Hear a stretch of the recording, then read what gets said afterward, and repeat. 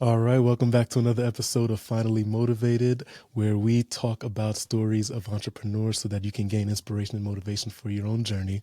And today I am very honored to have Mr. Matthew Boyce, who he has impacted directly and indirectly families all over New Jersey because he is the guy to go to for money for your house. He is the owner of Maximus Mortgage Advisors. Thank you, Matt, for coming on the show. Oh, thank you. I appreciate you having me. Awesome, awesome. So, Matt, I've seen quite a bit of your stuff, and you definitely have a lot of a lot of drive in you, and some of your content is just it's inspiring. It motivates it motivates me to try to get some content and match that energy. And I'm just very curious about who you are as a person. And Um, so how did you get to become Matt Boyce that we know of today? Well, I think that like most people that are successful today or have built something today, they started out by not having those things. And I started out, my parents were divorced when I was young. My mother, single mother, was a school teacher. And so we really didn't have a lot. I mean, we grew up early on. I was living in an kind of a makeshift attic. We were renting it. It was a real place. It's not like we were homeless, but we really didn't have much. And so growing up, if I wanted something, I wanted that pair of shoes, or I wanted, whatever it was that was the hot thing at the time, those GI Joes or whatever it was. I had to work for them, and so or they were very special. So early Yeah, on, I just loved the idea of kind of a manifest destiny, where I had the power of doing whatever it took to get what I wanted.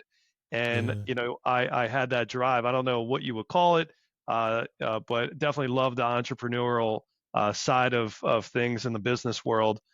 So that's kind of where it all started, was just not having these certain things, not being privileged enough yeah. to have them.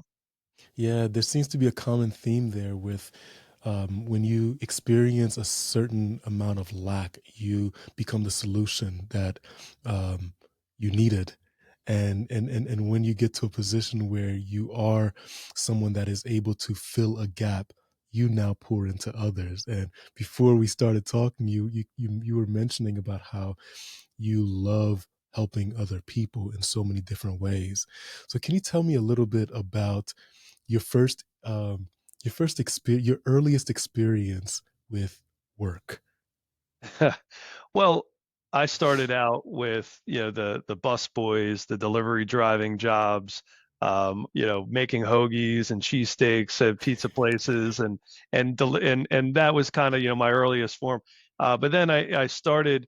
It was funny. I've always loved music, and Mm, I was on student council in high school, and I remember that my job was booking the DJ for yeah. one of the school dances, and Okay. and so the DJ's there, and I got up, and it was time to make an announcement, whatever it was. And I made the announcement, and he was like, "Hey, you sounded pretty good on there. Do you want to get the crowd going?" I go, "Well, what do Hmm. you mean?" He goes, "I think it's time they put their hands up." Yeah, And yeah, so yeah. I said, "Well, do me a favor." And at the time, I was so proud of myself because I learned the entire, all the words to Rapper's Delight. Yeah. And I said, "Throw on Rapper's Delight." And he looked at me and goes, "How the heck do you know that song?" So I started rapping to that, and I had everyone put their hands up and kind of Let's going. go, Matt. And so I was loving it. I thought, this is great. And then afterwards, he said, "Hey, did you ever think about DJing?" And Hmm. I mean, I was what, 17, just got my license. So I started off DJing, and I would do events, parties, things like that. And I ended up starting my own company. So Wow. I started an entertainment company. When I went to college, again, we didn't have a lot of money. So I would DJ on the weekends, and I'd make more money on the weekends through my own company than all my friends would make working part-time jobs during the week. And all their nights were taken up, and they didn't have time to study. And here I would work 2 nights, Friday night, Saturday night.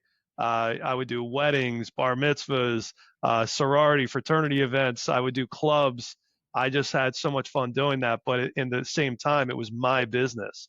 So Yeah. I learned how to do contracts. I learned how to network and how to really run the business, and I had people working for me, and so that was my first real experience with you know work in general and in an entrepreneurial sense.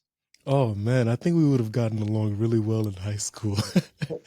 I yeah, I also really love music, and my brother and I we built a whole music studio in our basement, and after school, after track practice, we'd go down there and just start making music. And my brother was more of like the DJ, the engineer.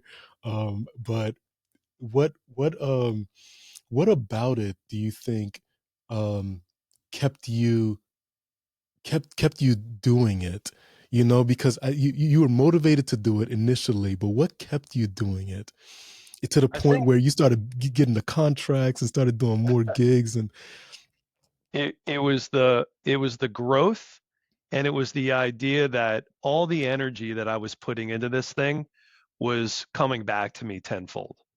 So if I go out and I was cold calling companies, for example, and I was trying to do their corporate events during the ah, holidays.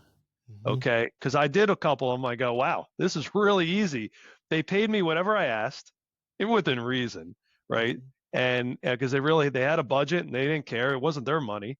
And they were so easy. It's just, a bunch of middle-aged people that are really bad at dancing, and you play all the hits. And, now I'm that middle-aged person. I like to think I'm better than average dancing, but probably not anymore. And but it was the fact that when you're growing, there's such a satisfaction to it. And then look, it's no dig on corporate workers and government workers and all these people out there. Look, everyone has their place, and what we're all drives them. different. We're all different. What drove me was building something, always growing, always innovating, coming up with new and better ways and more efficient ways. And that's really what's driven me to where I am now, where I have multiple companies and multiple properties and other ventures, because I just love the growth part of it, and just figuring it out. It's an adventure for me. Oh wow. So let's fast forward a little bit. So now you have multiple businesses, multiple properties. Tell me a little bit about some of these accomplishments. If you can brag about yourself a little bit. Yeah, sure. Which is the best part about these podcasts, right? If I just started making my a podcast of one saying, "Let me tell you what I've done here," I don't think Yeah, anyone would yeah, do it. yeah. But no, in all seriousness, I love it. My mom's very proud of me. Hi, mom. so so so so Maximus Mortgage, I've been in mortgages 20 years, almost 21 Mhm, years. And mhm. so Maximus is a relatively new company that I started, going on 3 years with the brand and 2 years with the organization I have right now. I have Max Marketing. And just to rewind a little bit, Maximus, and everyone's like, oh, that's an interesting name. In real estate and mortgage, it's a battle. And I was talking to a marketing friend of mine, and I was telling him what we go through every day. We're fighting for our buyers to get their offers accepted. We're fighting with our agents, our real estate agents. We're really, it's always a battle every single day, in such a tough market. And then he came back with a couple ideas, and one scene that he showed me, which in his head is what he envisioned when I was talking, was the scene from Gladiator, where he comes out and he's chopping people's heads off, and he's fighting them with the sword, and at the end they started chanting Maximus, Maximus, Mhm. Max. And I said, there it is. And I googled it, and lo and behold, Maximus Mortgage Advisors was not taken. So Nice. so That's always a Max good feeling. it's a great feeling. And so that's the mortgage company, but a big part of what we do is marketing. And I got into more and more marketing and content and social media. And so I started my own marketing company called Max Marketing, um, Wow. organizing that you know content and data, uh, and being able to market to your base, your sphere, the people that love you, your prospects, is so important. So I have a CRM company called Max CRM. So Wow. they all kind of work You don't together. stop, Matt. You don't I don't stop, stop. Matt. So they all kind of work together to support our real estate agents, support my team, in order to effectively communicate with people out there that might be a year out from buying a home, wanting to refinance or whatever it is, but we're in constant communication and we're making sure we're not spamming them. Where it's not a CSM, the S stands for Mhm. spam. It's a CRM. We're building relationships and we're providing value. Mhm. Then on the other side, if I'm in real estate, it makes sense that I would own some real estate. So I own everything from a duplex to I have a 5 unit commercial property I bought in Medford, New Jersey, and in one of the units was a cigar store. And I said, well, what if we can gut it and turn it into one big private exclusive lounge? Mm. So a lot of what I do is networking. I love, again, just getting to know different people like you do. And Mhm. so I own this cigar lounge in Medford where it's 24/7 private access, and we're just very selective on who we let in there. And Right. so I just, if you're a great person, I don't care, how much money you're making, whatever it is, but if you're just a really great person and you want to be around other great people and kind of collaborate and get to know, you're in, right? So I have the cigar lounge, and then I also have property down at the shore I built in Brigantine, and I have other properties as well. So kind of all together, it's just been a lot of fun getting into the investing world, along with the other side of it, which is the financing for those investments and for those homes. Yeah, I love it, man. That's impressive. You mentioned that naturally, you being in real estate, you would own it, and I've seen that not everyone has that mindset where there may be still a bit of fear with investing and being and owning and being a landlord. And um, I I'm happy to hear that you're someone that is a big proponent of it, because it does make sense to me as well. Because I'm also an investor and I own some properties, and to me it just makes a lot of sense because you now have two different types. You types um, of the income if you're doing transactions, but then you also have something that can make money when you're not doing the transactions. Um, and so yeah, I do you think that um, if someone were to try to become more like Matt, right, where you see something and you see a different way to do it and you see potential in making it better, because I think that seems to be at the core of who you are in a way, where someone else has been doing mortgage, but you decided, I'm confident enough that I can do this as well. I'm confident enough that I can do marketing as well. How do you gain that sort of confidence? Well, so we're talking about entrepreneurs. I met one of the entrepreneurs uh, probably 12 to 15 years ago. It was a little while ago. And I knew he was worth $100 million plus at the time. Mm, And I also knew that he had a show coming on CNBC soon. mm, And so I was at a charity event. I had a chance to hear him speak, and I spoke to him for a little bit. And he asked me what business I'm in. I said, real estate. Oh, mortgage, but real estate. And he said, I have to worry about manufacturing costs in China and all these things. But in in in the bottom line is I believe in the three P's of business: people, product, and process. mm, And people, you're either built for real estate or you're not. And I think that's a lot of industries. You're either built for that industry or you're not. And a lot of us could agree. Product, again, he has to worry about manufacturing costs in China, shipping costs, things like that. In real estate, the houses are there, the mortgage programs are there. And you could argue maybe the inventory is not as good or whatever it is. But the difference between a good real estate agent and a great agent, a good loan officer, mortgage person, a great officer, is process.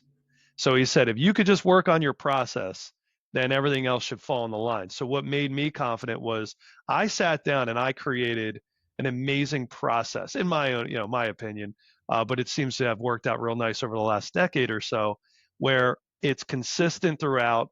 And the biggest thing is when you have a really good process, the experience is so much better and elevated versus other people in your space. And you know how it is when you work mm. with a company, and this is why people love Apple and Amazon, because the process is just so seamless. It's so convenient for you. And the experience is so nice that you want to come back and keep doing it. So whatever business you're in, it doesn't matter if it's been done to death or there's a lot of people in your space. If you could focus on the process side and the experience part, the old saying is really people don't think about or remember the details of what you said. It's how you made them feel. Yeah. So if you can make them feel really great coming out of doing business with you, whatever it might be, then that's the goal. And being that I focus so much on that, that gives me the confidence to grow and to take my brand and kind of put it all out there because I know it's a great product. I love that. Now, so the process to you is a very important piece. It's also it's an important piece for the business itself, for it to scale, for it to have the structure and be respected by like internally and externally. Because having a good culture is It's is everything. super. Oh, and by the way, that entrepreneur I forgot to say was Marcus Lemonis, and Mm. he had the show was called The Profit for a Oh, while on I like CNBC. that guy. And so it's such a great show, and I don't think it's on anymore, but you could definitely watch the reruns. He would go into all these random businesses, Businesses, yeah. and he would take the PPP, people product Hmm. process, and he would apply that to all these businesses. And it was great because I met him before that show, Hmm. and then I was hooked on the show. I was like, this is great. And then it was genius for him because people will come to him like, fix my company, and he got to cherry Hmm. pick which ones he wanted to be invest in or buy. And now he has all these random businesses making him Yeah. great money because he invested smartly. Oh man, I think one time I was at a hotel or something and it was coming on and I was hooked on it. And then I went back and I'm looking to see where's it streaming at, and it was very limited where it was being streamed at. But either way, I really do love that show.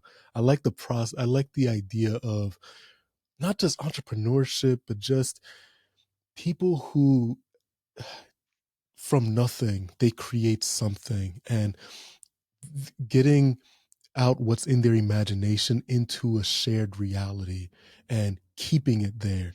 And I just think that that's such an amazing thing. So when you were a DJ and you were motivated um being able to do something that you were passionate about and being able to see the momentum and that it's actually working, um what how does that differ with the companies that you're building right now, if it differs at all? Well, I think that it's just years in the business is the biggest Yeah. difference. I don't think I got far enough into I was still very early on in building that first company, and it never really took off. And I'm going to tell you the biggest difference is delegation. Mm, And I got to a point where I was hiring other young kids to do the parties I didn't feel like doing, the yeah. backyard parties, the school dances. I was like, how old am I going to be at Sweet 16s? It gets a little creepy at a certain point. You know what I mean?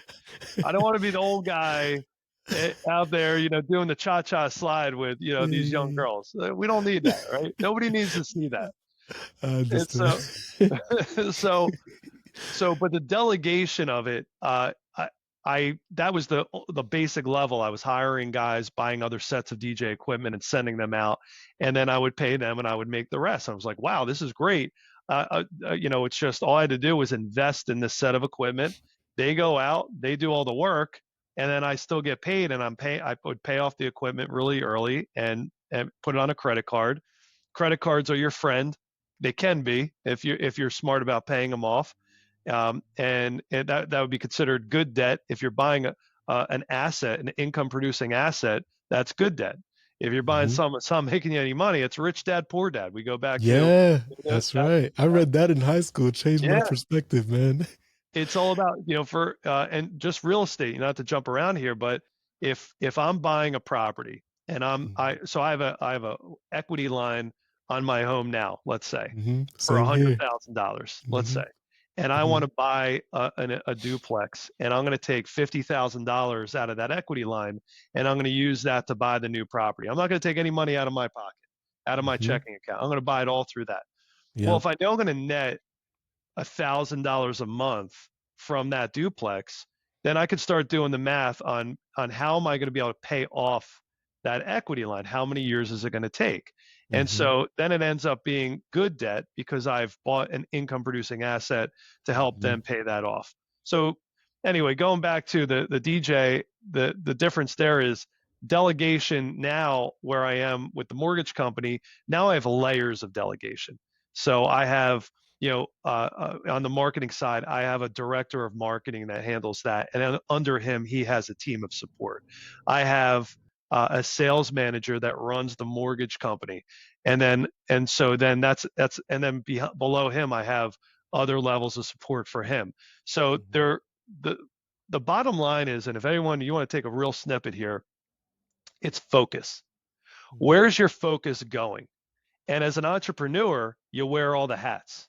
There's so many great memes about this. You're your own accountant, you're your sales manager, you're your own HR, and you're your own IT, and you're kind Yeah. of doing it all, at least at first. And I think a lot of entrepreneurs struggle with letting go of that control, and the key is once you start hitting a plateau and you hit that ceiling of where you can go on your own, that's when you got to be really smart about bringing on a team where you can delegate those things. What's your hourly rate?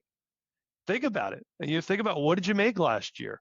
Mhm. Take that by 52 weeks, by 40 hours. How much, what's your hourly rate? If you're making $200 an hour, why are you going to do the job of a $10 an hour employee or a Yeah. $20 an hour employee?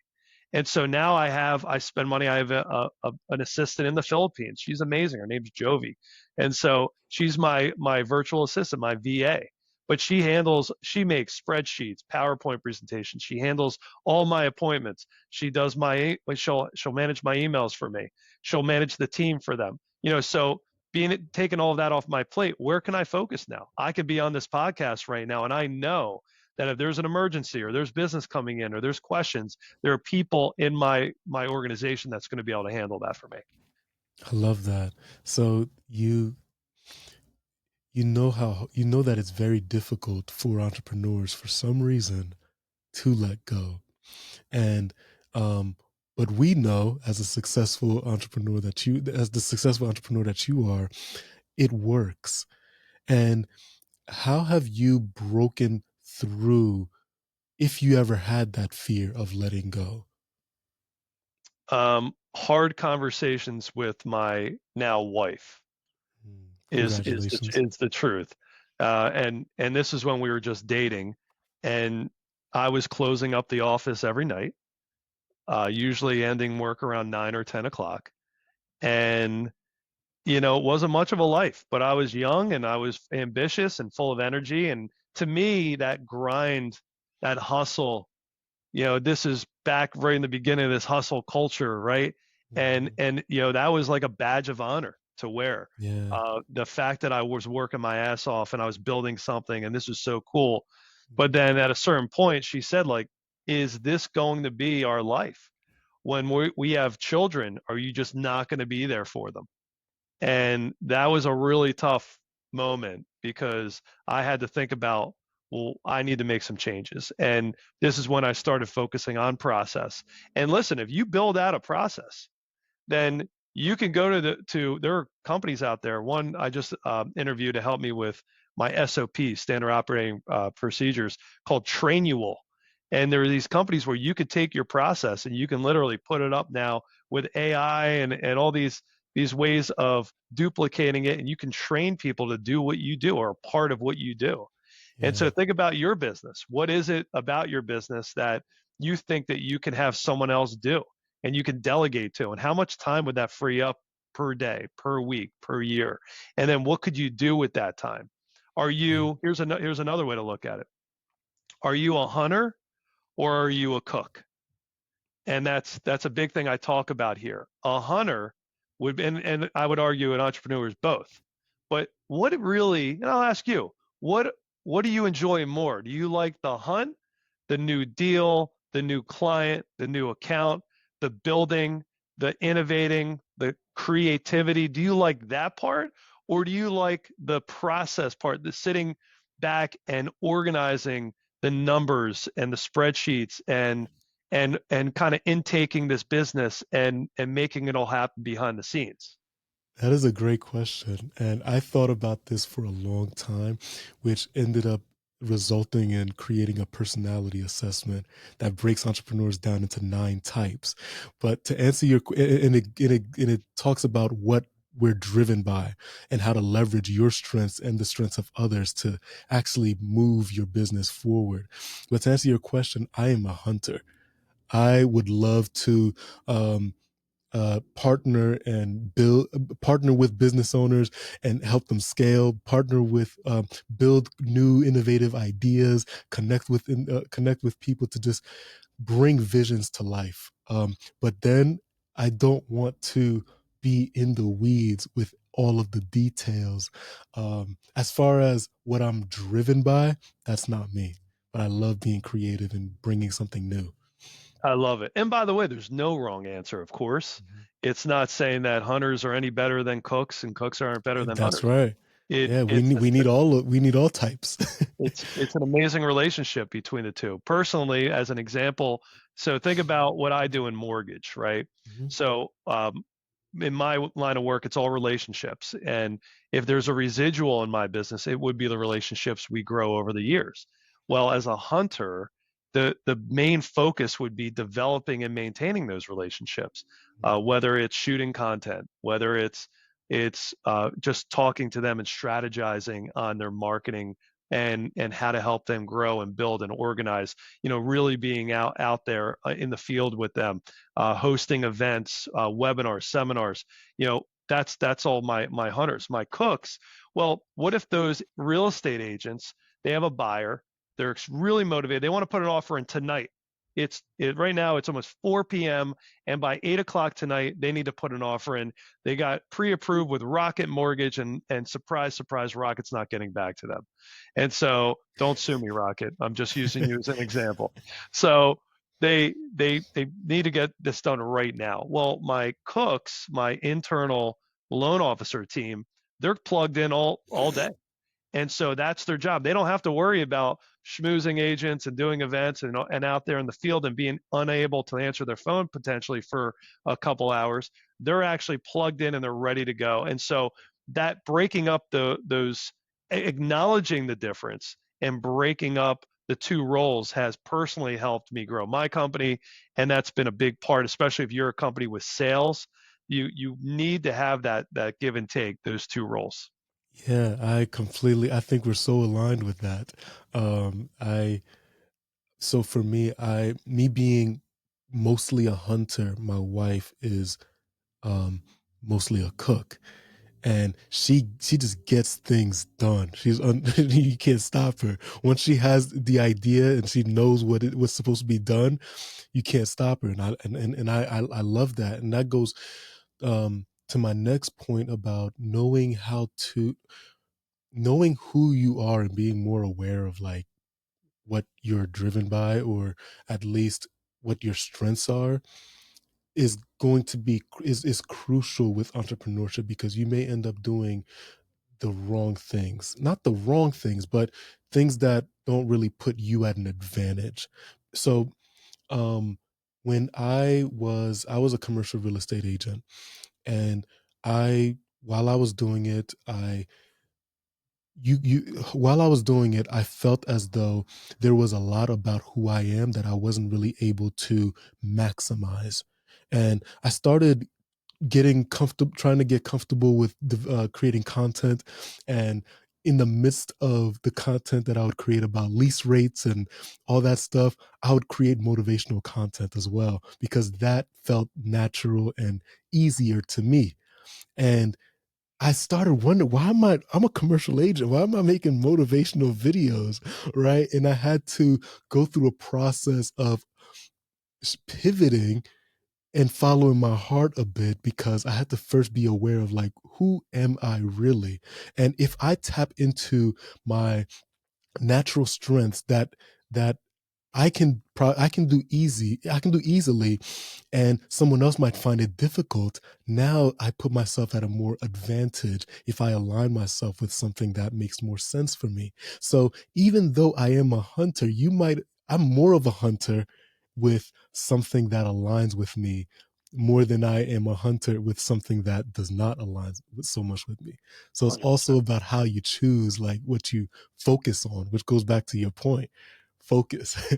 It's all focus, man. And you know, it's tough too, because there's so much opportunity out there right now. Yeah, there's Um, too much. and it's easy to have like all these side gigs, right? And Yeah. all, and you're going out, and one of my favorite people I follow is Alex Hermosi. Hmm. And you know, if you want to follow someone that's going to motivate the hell out of you, follow Alex Hermosi. This guy Yep. is just I follow him. Yep. Gary V, Alex Him and his wife, Hermosi. Layla. Yep, Layla's the best. I mean, I have his books, right? $100 million leads and all that. Yep. It's great, but I'm you know, reading the Jab Jab Jab right hook right right hook, now. yeah, jab, Hmm. one of the best. That's an OG book. It's amazing. Hmm. Um, but the point is, you know, and I think we're just we have like inherent ADHD, the Yeah. entire society, Yeah. and especially entrepreneurs, I would say, but we're just so effed up because you know, think about this, like you can't even, you know, and listen, I'm older, right? I'm a 44, right? So I sit there and I don't think like I'm that glued to these phones, but I'll sit there It's watching a bad. movie with my wife on Netflix. I'm there. It's the end. My kids, I have two young kids. Oh man, they're in bed. This is our time to be with each other. And we're watching, oh, let's watch a show. And it's a good show. And we're sitting there. I'm like, I'm checking my phone. What are we doing? Where's my focus? Why Yeah. can't I focus anymore? And it really bothers me. And this is also Yeah. why I'd argue meditation is key, and just trying to center yourself and quiet your mind as much as possible. But if you're an entrepreneur and you want to do something, here's the problem. You're gonna effing suck at it for a while. It's Yeah. probably not gonna work out. The mortgage world, I went through so much adversity. I lived through 2008, 9, 10, when basically my business crashed the economy. So I'm the epicenter of the recession, the epicenter, and I was like borrowing money off my credit cards to pay the bills. You know, Yeah. I'm selling my car, I'm doing whatever I could, and you go through this and you just want to quit, but I didn't, and then it ended up paying off in the long run. So I would say keep your focus, do whatever it is you need to do to keep it, because if you focus enough, then you're going to succeed. But if you have option A, B, C, D, E, and you're doing all these things, you're going to be, you know, the jack of all trade, master of none, Master right? of none. Yeah. So you have to just focus and put your energy. I love Alex Hermosi put out something the other day. It was like, it's incredible what you can accomplish locking yourself in a room for 16 hours and just working. And I Yeah. thought about that. It was a off the wall comment. But you think about it, if you locked yourself in a room, you know, with food and water, I would imagine, and so, Yeah. and you, but you just focused on something, you just do it. I had to do my taxes the other day, Hmm. Hmm. and I'm going, I don't want to do this. I'll do a little bit here and there. And finally, I saw Alex's post. I said, all right, I locked myself in. I turned off all my notifications, and I just worked. And guess what? I got them done You in got two it done. hours. Wow. So it's amazing. For that focus should be the theme of our podcast here today, because I think it's just that is where you need to always go to. Where is your focus? And you know, how much focus are you getting? How much time are you giving it? Yeah. So I agree. I think a lot of us we have a sort of ADHD. I have diagnosed ADHD, and I was diagnosed during COVID, Oh wow. and it was super overwhelming.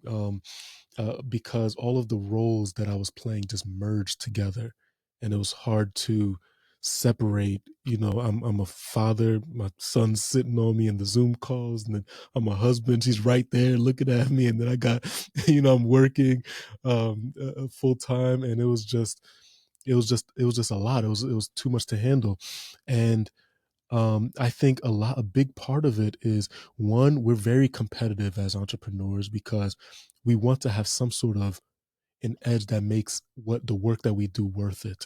That's a natural thing. If I do this work, is it going to be worth it? And one of the ways that we decide if it's worth it is we use our minds as a sort of a feedback system. How is this person doing it and how successful are they doing it? Then we compare. And because we're comparing, we need to continue to, in order to give us a little bit of comfort that we're headed towards the right direction, we open up those screens and we say, what's he doing, and how's she doing it, and then that ends up depressing us a little bit, because now, with everything moving so fast and so many different ideas, because we don't have that solidarity, we cannot separate the efforts that we're doing and that we need to do with all of the things that we're not doing. And because we see all the things that we're not doing overpowers what we're doing, because we're comparing 1,000 efforts, 1,000 people, millions of people versus our daily efforts, the boring work, the small tasks that need to be done to create a good trajectory. It overwhelms us. So I think your point about sometimes you just need to be by yourself, unplug, and and just believe in yourself, so that, because no one else is going to believe in it unless you create some action that creates evidence of your vision. Yeah, and I want to add to that.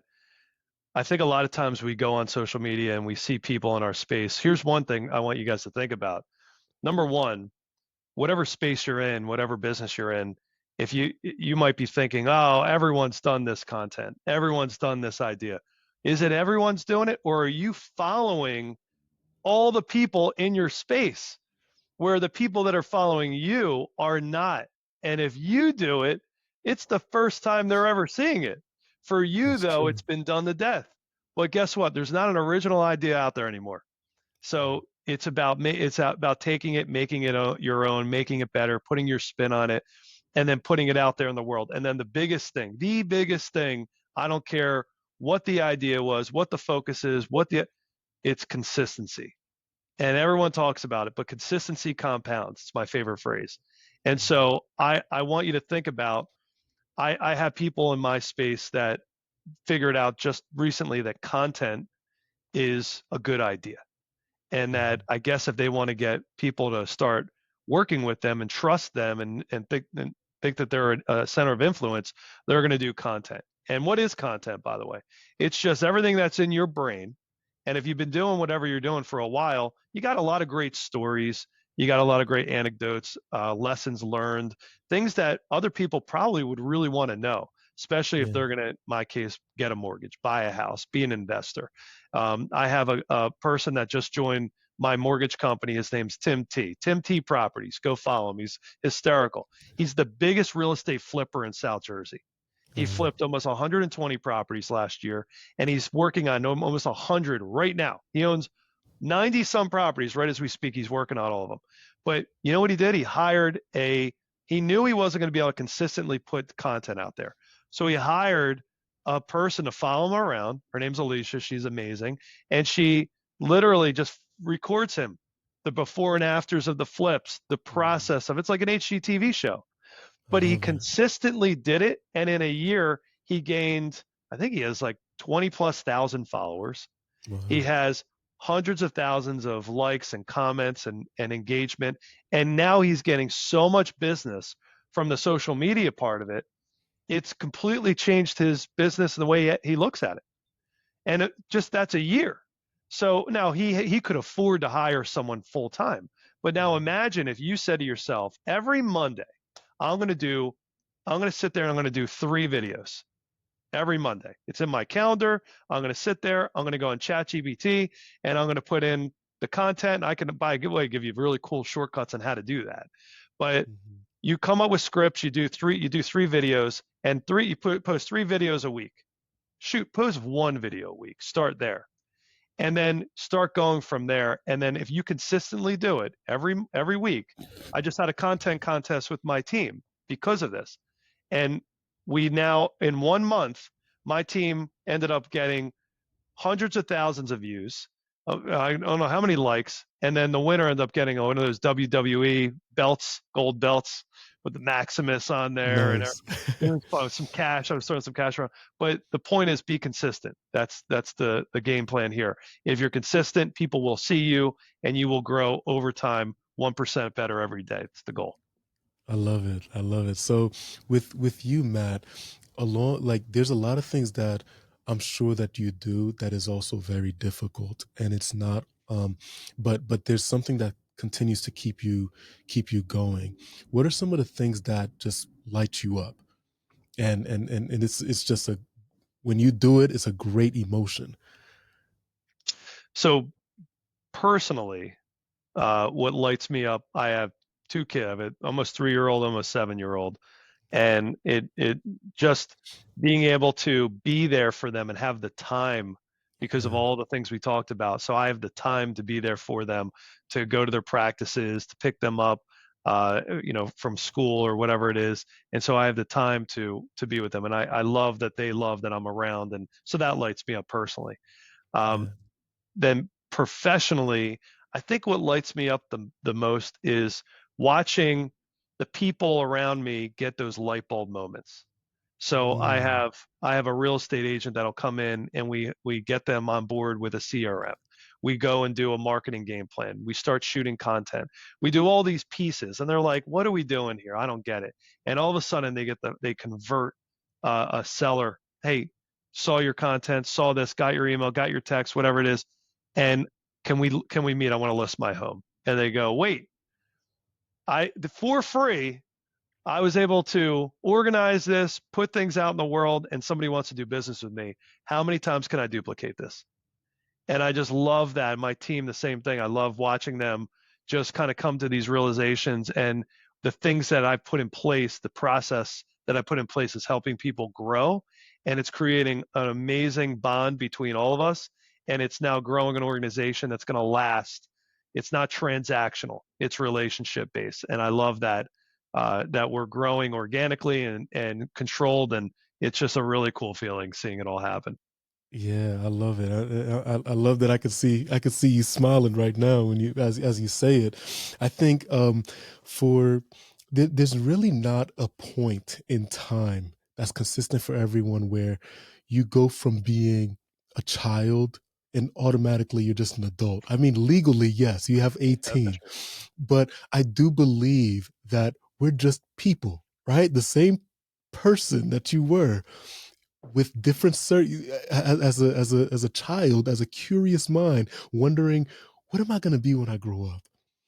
You're the same person with different circumstances, with new responsibilities and new conditioning and programming from the experiences that you've had. And oftentimes that imagination and that confidence starts to get buried by all of those things because it reduces your confidence in a way.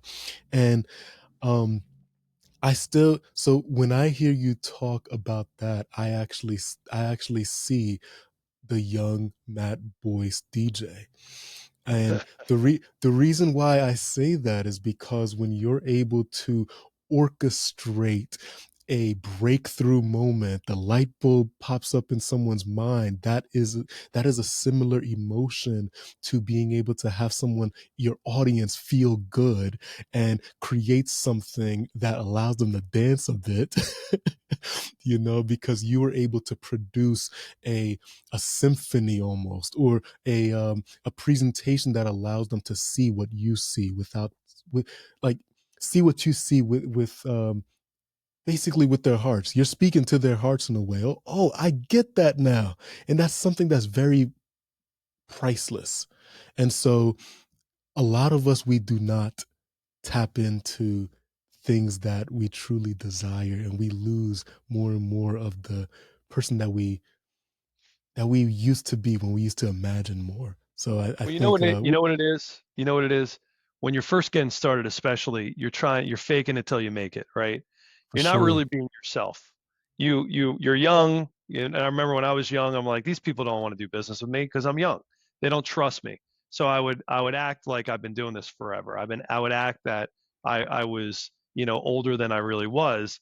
And look, I get it, but in the end, if you're prepared and you come across as someone that's knowledgeable, and that's the beauty of social media now, where you could put yourself out there and just be a resource. Put your best stuff Yeah. out there. And by the way, be real. Just be real. Mhm. Don't worry about people not liking you, because guess what? They're not going to like you. There's going to It's be a whole okay. sec. Let's look at the DJ. I remember I would go DJ a wedding, and let's say there's 100 people at that wedding, and I know that I could get 80 of them on that dance floor, and they're going to be going nuts, right? We're doing a little play that funky music, right? We're doing brick house. We're we're getting, we're getting them out there. We're doing, we're doing all the dances. We're having a good time. But then there's always going to be another set that just isn't into it. They don't like my music, and then we're going to have that small set that come up to me in the middle and say, "Can you play Metallica?" And you're going, "Sir, I'm pretty sure if I play Metallica, the entire dance floor would just clear out. Love Metallica, appreciate it, not the time or the place." But Yeah. they don't, that's not the way their brains think. So you got to just not care. You got, there's another great quote is two great quotes. One, it's not the algorithm. The algorithm doesn't suck. You suck. Your content sucks. So work on your content and prepare for it. Don't just get on here Yeah. and talk. Prepare for it. And then the second one was, if you are, and I lost my train of thought, but You're the talking about the algorithm doesn't suck, you do. And yeah, yeah, you got to just be yourself and no matter what people think. you got to be yourself. Yeah, you really do. And uh, you're going to be. Don't be afraid to look like an a-hole. Yeah. Is the quote. and Yeah. and don't be afraid to put yourself out there, because people like people that are vulnerable and just being themselves, being real. I posted a video the other day. Like, I play a little guitar. I'm nowhere near good. My father-in-law is a professional musician, and I love learning from him, and I love to just play just for stress reasons. And I got out there and I had a song in my head, and I went on ChatGPT and I started playing around and I wrote a little, and I like wrote a song that had to do about real estate. And I got on there and I played. And I was like, you know what? I'm just gonna post it. I don't care. And I posted it. And it was, people were like, that's a whole side of you I never even knew, Matt. And Ah, it started all sorts of conversations. But me, usually I'm sitting here talking about market updates and, tips on content and branding and blah blah and blah. there's more to you. And there's more to me. So I think, and the jabs, right? The jabs in that book, definitely a huge one to read.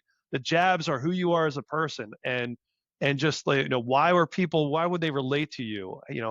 Why would they want to do business to you? Why should they like you and trust you? And the right hook, sure, those are important. Your call to action and doing business with you, and the business side of things. But if you're all right hooks, people are going to be turned off. They're going to be like, this isn't, this guy's too Yeah. forceful and too in my face. I don't think I want to work with him.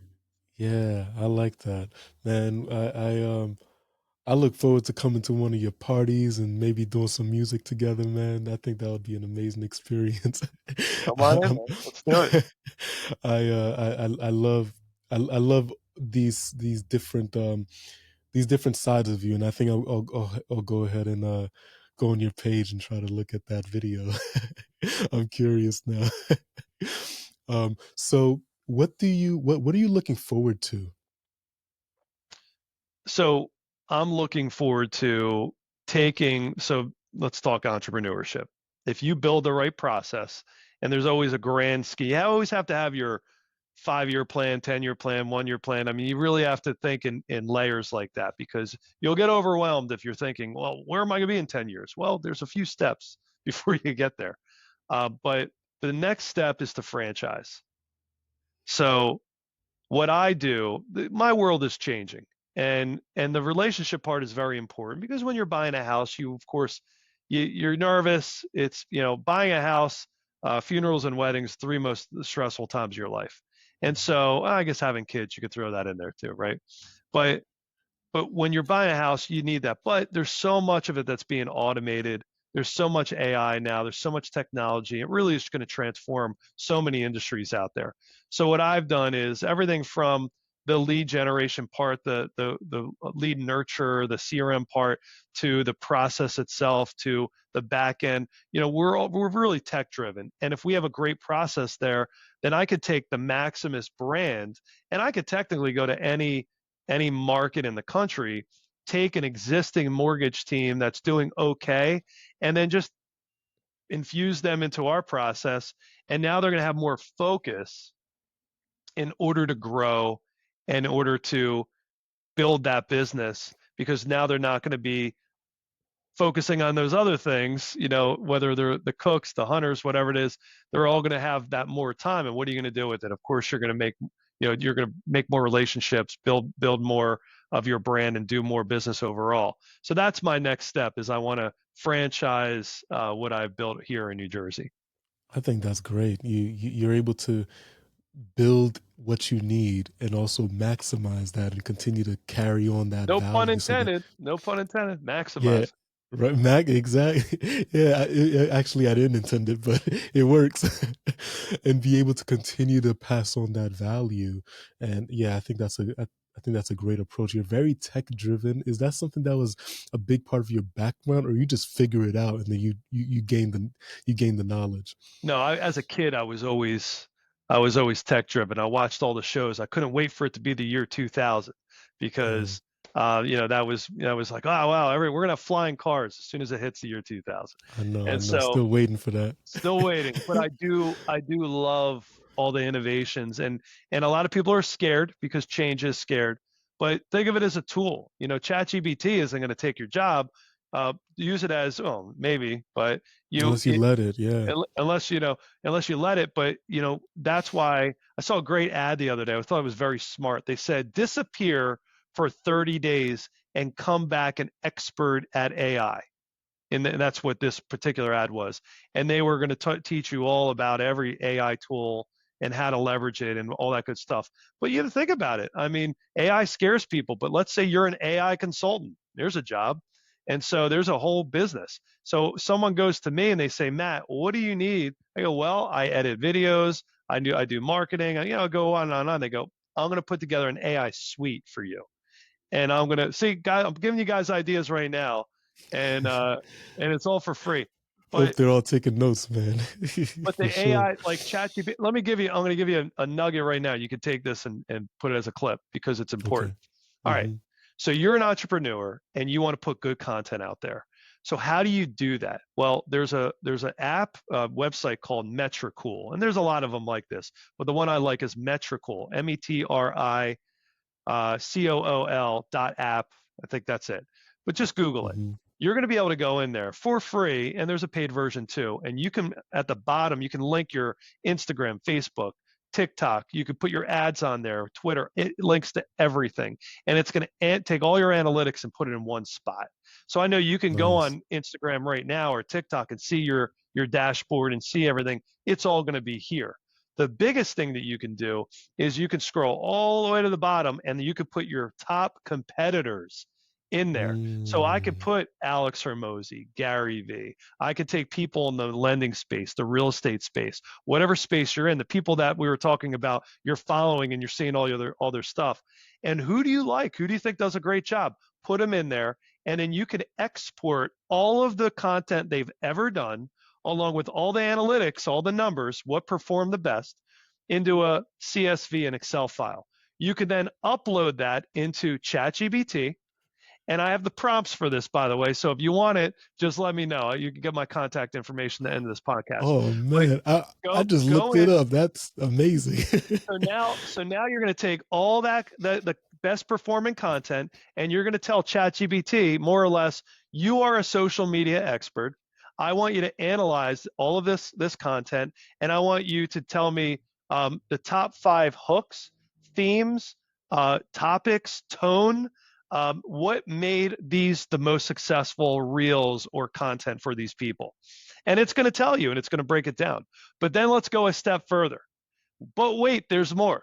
So so now what you're going to do is you're going to tell it now, based on all this information, I want you to write me 10 scripts with all the hooks, all the tones. Tell me exactly what I need to do in order to make content that performs better than Yeah. all of these uh, people that I've uploaded. And then you could do 20, 30, 100 scripts. It'll keep banging them out, and you can choose what you want. And of course, rewriting them to sound like you. So if you're lost and you're like, I want to put good content out there, but I don't know how, ChatGPT is just a tool. It's that you can use. It's not going to take your job. It's going to make you more effective and allow you to focus on the right stuff so you could put that out there. So that's a cool tip that I like to teach my people. And I do a webinar first Tuesday of every month. We talked about it a couple months ago. So take that Oh way man. and play around with it. Have some fun. Yeah, let me know let me know how much that costs so that we can go ahead and pay you for this tip, man. That was really good. Um so you've always been tech focused and you've always been a sort of visionary, and it seems like you're just like, even though you have so much experience and so many years under your belt with doing this, and it still feels like you're just getting started in a way. Like you still have a lot of that um, hunger and drive, and so I'm really excited to see where you go next, how you do it, and continue to learn from you. So I encourage everyone to go ahead and follow Matt Boyce. Matt, how can people find you? So I'm at It's Matt Boyce, MattBoyce, on Instagram, TikTok, and then Matthew Boyce on Facebook. YouTube, I think I'm still It's Matt Boyce. So follow me on there, message me on there, all my contacts there. Link in my bio has a lot of great information and resources. So just if you want to communicate, you want to collaborate, just go ahead and DM me. I love it. All right. Well, Matt, thank you so much for coming on the show. I really appreciate it. This was a great conversation. I not only learned more about you, but you've you've shared some things that got me thinking a little bit differently, and it's going to help my journey as well. So thank you so much. I Of course. appreciate you. Oh, I want to leave you one last thing. One last thing Go here. for it. So when we're talking about all this content, and who knows who's still listening, if you're still listening and you DM me, I will send you a bottle of Clase Azul. So you just go ahead and DM me. That means you've listened to the entire podcast and you win. You win. See? See, wasn't it worth it? I actually did that before. All You right. are a million but no, I want to tell you a cool story and then I'll leave it at that. You're Hmm. one piece of content away from changing your life. Yeah. And content is free. I mean, you could pay for it, of course, and advertise, but it's free. And so we've never had as much opportunity in the history of mankind as we have right now, and it's because of technology. So, when I'm doing content, I don't really know. I'm just putting it out there, and this is about a year and a half ago. And took a video and I posted on Instagram, Facebook, and I really didn't get a lot. But TikTok was out. This is maybe 2 years ago, and I was like, I'm not a TikTok guy. It's not for me, whatever. But I posted it on there, and I didn't think twice about it. Well, Hmm. later in the day, I went and I checked, and I thought that I broke the app because the notifications were like crazy. I mean, it was just like 100,000 or five. I didn't understand what I was looking at, and this Hmm. video ended up going viral, and I got almost 2 million views. A couple hundred Wow. thousand likes, ton of engagement, content, and thank God I put a CTA on there called a call to action. And Yeah. I put on there, go to my website, maxloans.com, and register, and my team will be able to tell you all your options. And they did. And we ended up getting hundreds of leads. I mean, I had NFL players reaching out, I had all these other people. And it was just such a cool moment where I understood the power of all of this and the Yeah. social media and content and everything. And it really is. You might be getting a few hundred views or 100 views and thinking, this is dumb. This isn't going anywhere. Stick with it. Get better at your messaging and the information you're putting out there. I promise you, it's going to do more good than harm by far, and it's going to help you grow your business. Oh man, I appreciate we all appreciate you, Matt. And the best part is you're being your authentic self, and just being and just you being your authentic self also helps other people. So That's the right. more you grow and the more you learn more about different things and you continue to share it, it is impacting all of us in a major way. So keep doing what you're doing. We appreciate you. And yeah, look forward to more conversations with you, Matt. Appreciate it. All right.